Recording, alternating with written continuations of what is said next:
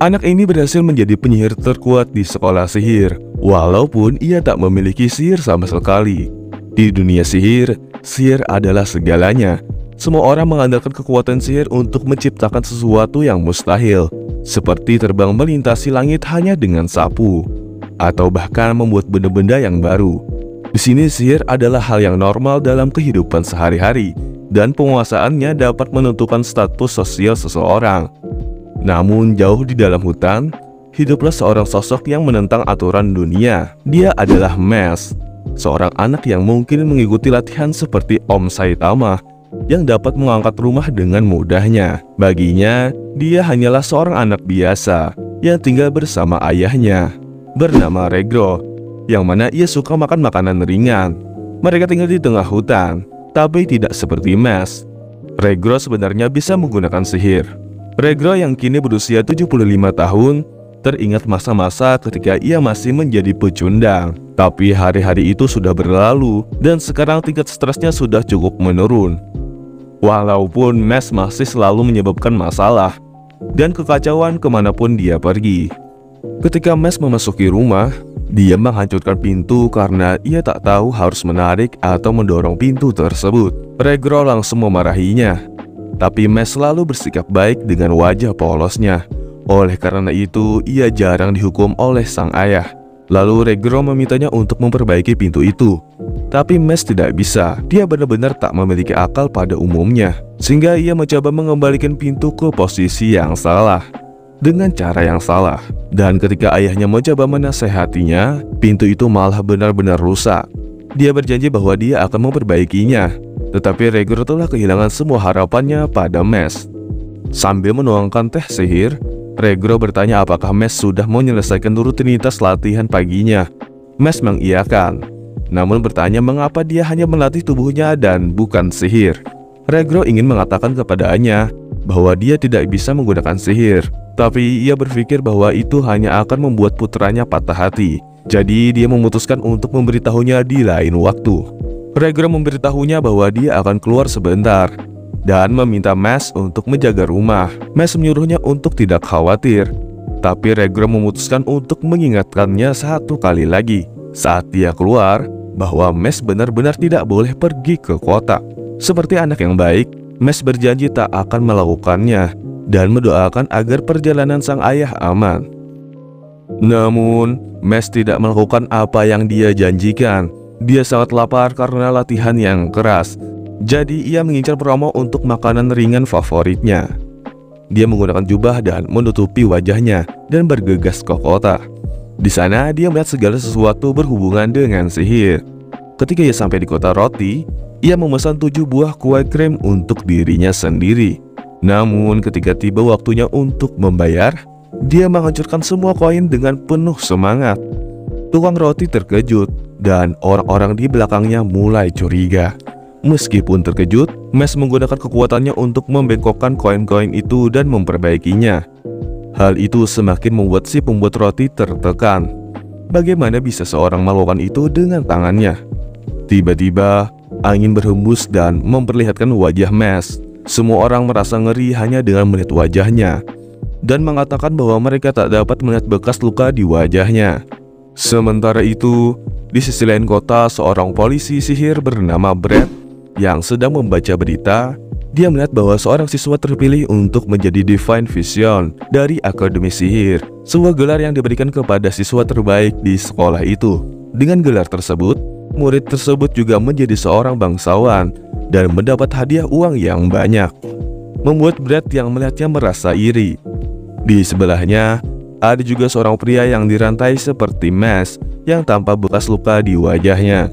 Pria itu meminta maaf telah mencuri karena lapar, tapi Brad semakin marah karena pekerjaannya itu dan memutuskan untuk menghabisinya. Pada saat itu, dia menerima telepon yang menyebutkan bahwa ada seorang anak tanpa tanda yang berkeliaran di jalanan. Anak itu adalah Mask yang masih memikirkan alasan untuk melawan ayahnya. Namun baginya tak sia-sia karena dia mendapatkan kue edisi khusus. Tiba-tiba, dia menabrak seorang polisi dan meminta maaf. Polisi itu sedang mabuk dan mencari seseorang untuk melampiaskan kekesalannya, terutama karena kue tersebut mengotori pakaiannya. Pria itu mulai mengomel tentang bagaimana dia melakukan yang terbaik untuk melindungi orang. Meskipun ia mabuk selama jam kerja, Mes meminta maaf sekali lagi dan bahkan menawarinya untuk membagikan kuenya. Tapi sepertinya hal itu membuat polisi tersebut semakin marah. Polisi itu melempar kue tadi ke tanah dan mulai menyerang Mes. Tanpa pikir panjang, Mes mencengkram kerah baju polisi tersebut dan merobek-robek pakaiannya, sambil mengatakan bahwa dia akan mencuci dan mengembalikannya. Pria itu semakin marah karena apa yang dilakukan Mes padanya. Pada saat itu, Brad muncul untuk menengahi adegan tersebut. Tetapi dia memperlihatkan Mes dan menganggapnya sebagai orang yang dicarinya. Semua orang membicarakan tentang anak yang tak bertanda itu, tetapi Mes tampaknya tak peduli. Tiba-tiba Regro dengan cepat berlari ke arah Mes dan langsung pulang dengan menggendongnya. Brad melihat mereka pergi dan mengeluarkan mantra pelacak untuk mengikuti mereka. Di rumah, Regro sangat marah karena Mes tidak mendengarkan perintahnya.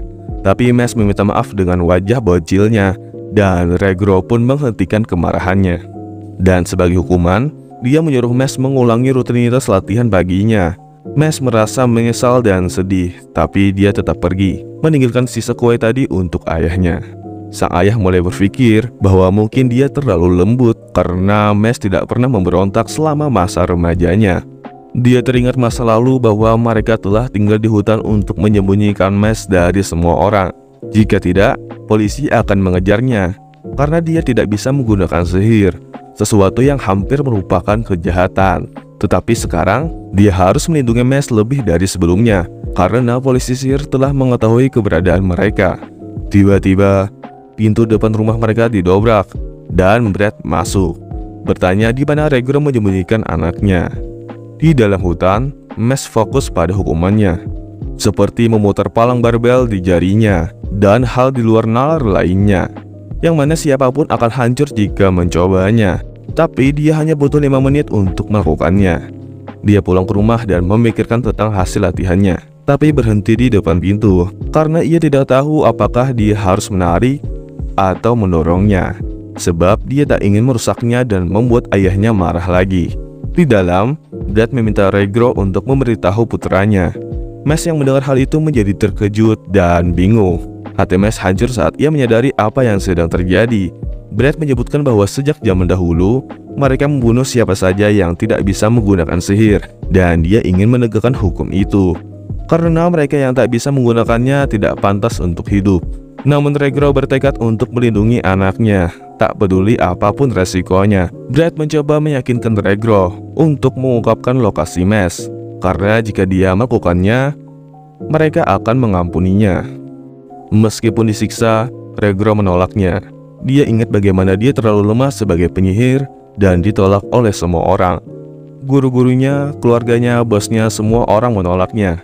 Kematian tampak seperti satu-satunya jalan keluar baginya. Tetapi dia menghentikannya ketika mendengar tangisan bayi. Dia melihat bayi itu tak memiliki tanda, dan untuk pertama kalinya dalam hidupnya, dia merasa seperti seseorang yang benar-benar membutuhkannya. Pada saat itu, dia memutuskan bahwa dia ingin menjadi ayah dari anak itu dan membesarkannya dengan cara yang tidak dapat dibantah oleh siapapun. Brad memerintahkan tentaranya untuk mencari Mes, dan Regro dengan putus asa berteriak agar Mes melarikan diri. Karena marah, Brad memutuskan untuk mengakhiri hidup pria tua itu dengan mantranya. Dan pada saat itu, Mes datang melalui pintu, menghancurkannya dan meninju salah satu penjaga.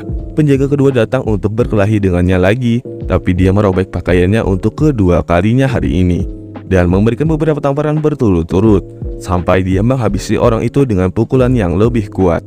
Meskipun Mes tidak memiliki sihir, dia berjanji untuk mengirim Brad ke neraka dengan tinjunya. Hati Regro semakin sakit mengetahui bahwa Mes mempertaruhkan nyawanya untuk melindungi mereka.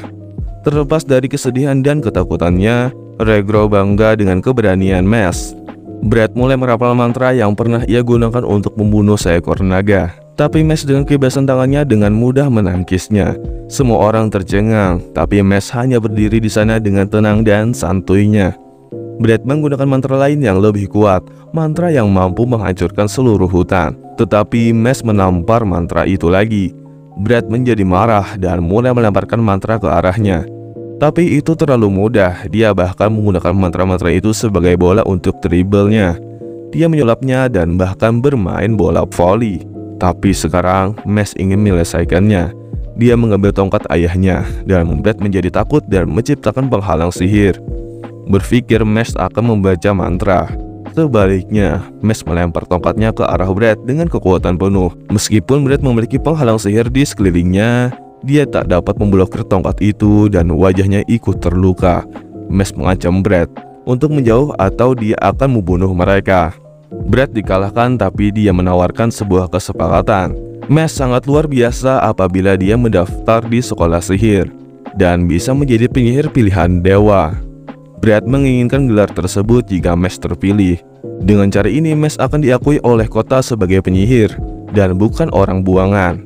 Meskipun ditentang oleh Regro, Mash menerima tawaran itu karena dia tak ingin hidup diburu bagaikan hewan. Dia ingin memanfaatkan kesempatan ini untuk mengubah pola pikir masyarakat.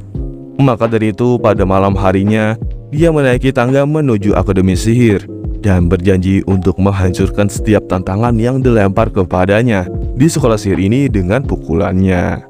Dan cerita pun selesai.